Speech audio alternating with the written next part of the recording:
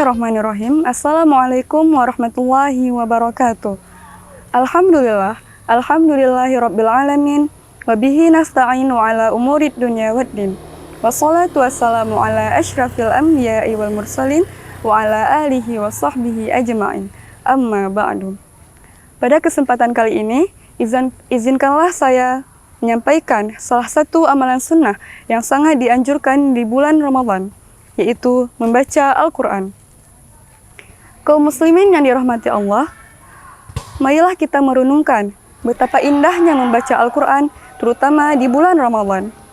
Sebagaimana yang kita ketahui, Ramadan adalah bulan yang diturunkannya Al-Quran. Sebagaimana firman Allah Subhanahu wa Ta'ala dalam surah Al-Baqarah ayat 185. A'udzu billahi minasyaitonir rajim. Bismillahirrahmanirrahim. Syahrul Ramadan alladzi unzila fihi al-Qur'an hudal lin-nasi wa bayyinatin minal huda wal furqan.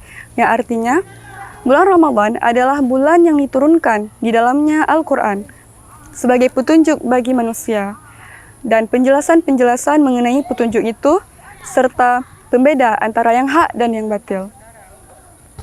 Ayat ini mengingatkan kita bahwa Al-Quran adalah pedoman hidup yang diturunkan Allah Subhanahu wa Ta'ala sebagai petunjuk bagi seluruh umat manusia.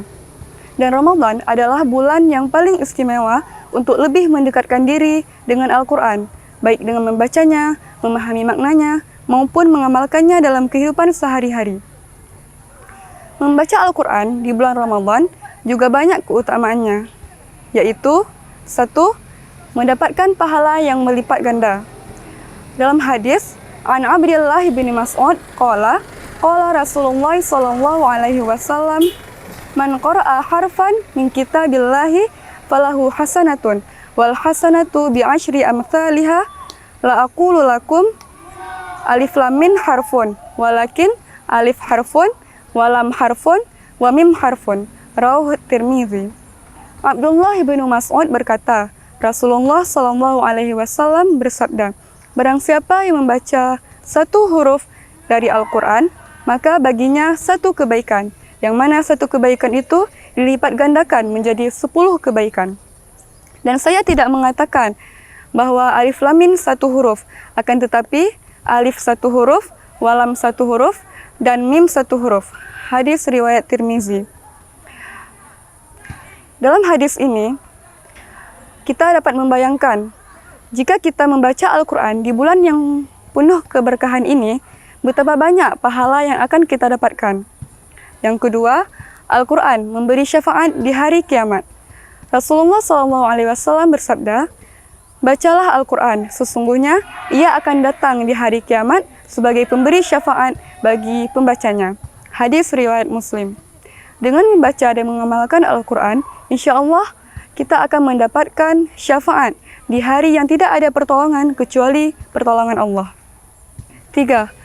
Mengikuti sunnah Rasulullah SAW. Dalam banyak riwayat disebutkan, di bulan Ramadan, Rasulullah SAW memperbanyak membaca Al-Quran.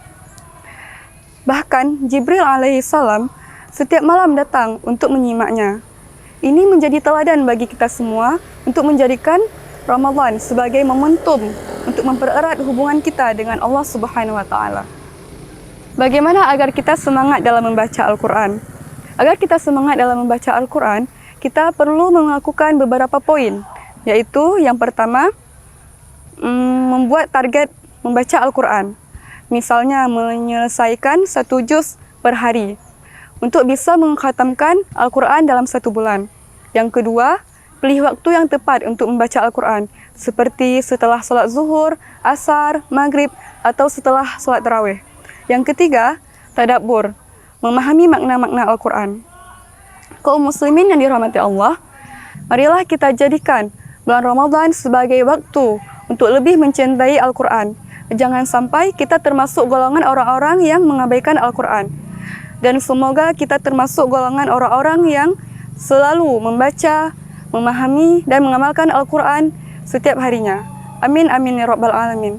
Mungkin hanya ini yang dapat saya sampaikan. Lebih dan kurang saya mohon maaf. Wabillahi taufiq wal hidayah. Wassalamualaikum warahmatullahi wabarakatuh.